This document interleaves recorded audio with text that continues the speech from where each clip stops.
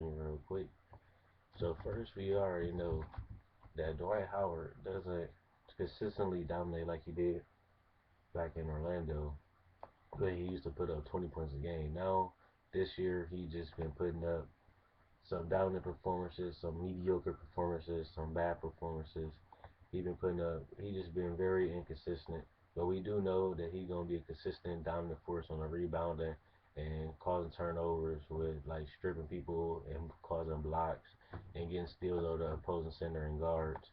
So we already know that Dwight Howard defensively still is dominant. I see him have a lot of good blocks, a lot of good steals and strips.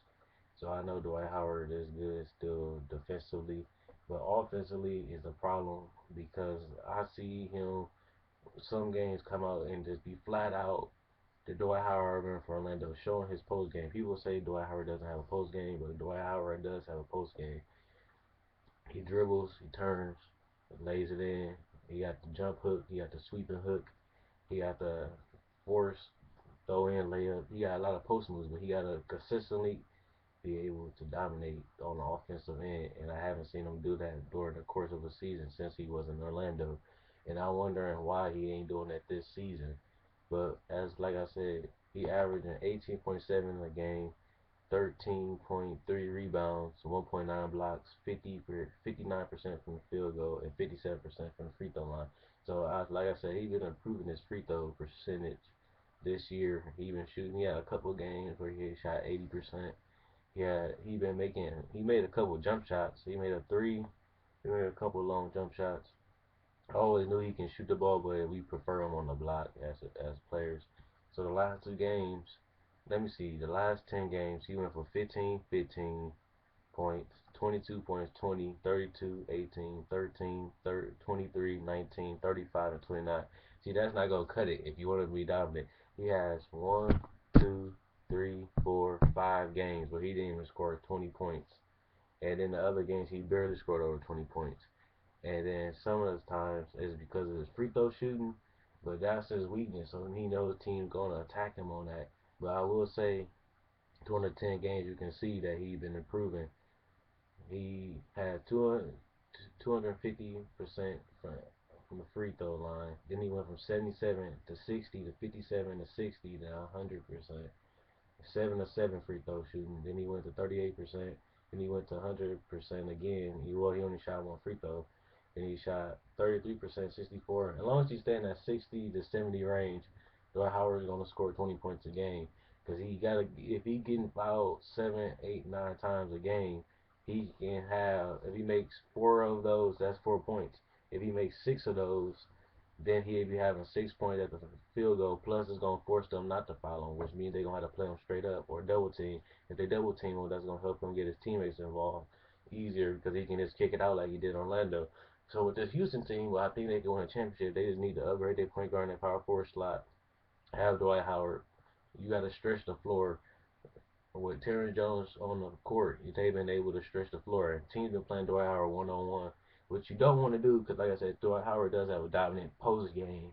He can score 20 points a game if you just let him go 1-on-1. So you gotta send double teams sometimes, but it's gonna help the shooters get involved.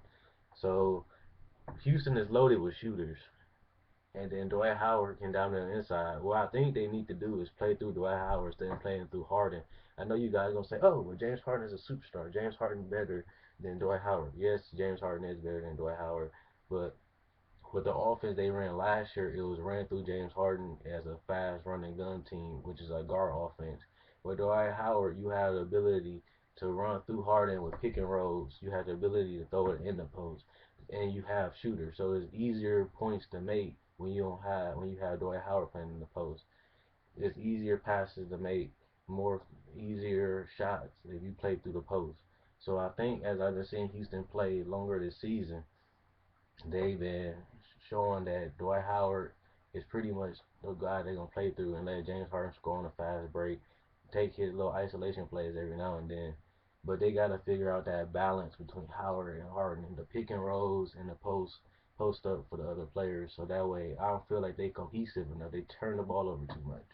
But Dwight Howard, like I said, he's an amazing rebounder, shot blocker, defensive minded with coming to stopping plays and causing turnover by blocking balls, or whether it's stripping somebody, making them turn the ball over.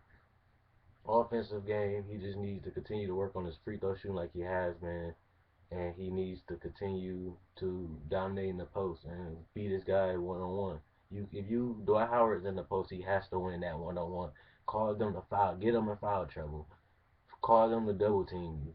You gotta be dominant in the post, Dwight. You have to be dominant, but I don't feel like he's dominant enough. This is an NBA talk showing you that Dwight Howard, even though he is the best center in the NBA, he still has a lot to improve. Like, he needs to go back to his Orlando days, which I know he was injured last season, but he can't be averaging, being the best center in the game, averaging 18 points a game, having 15-point games, and you the best center in the NBA. You came from averaging 20 points a game. You got a team that has a spread floor, that can spread the floor, so you can dominate one on one. You have a superstar player in James Harden that plays right near you, so he takes pressure off you because they have to guard James Harden. And then you have the shooters, so that way it's hard to double team you because you can kick it out. So they gotta play you one on one. So Dwight Howard got to get his one on one game back to dominant, and he has to get his free throw shooting. But both of these things I've been seeing increase as I've been watching more Houston games. So I just want to give you guys an NBA talk on Dwight Howard. Quinn DW20 signing out. Peace.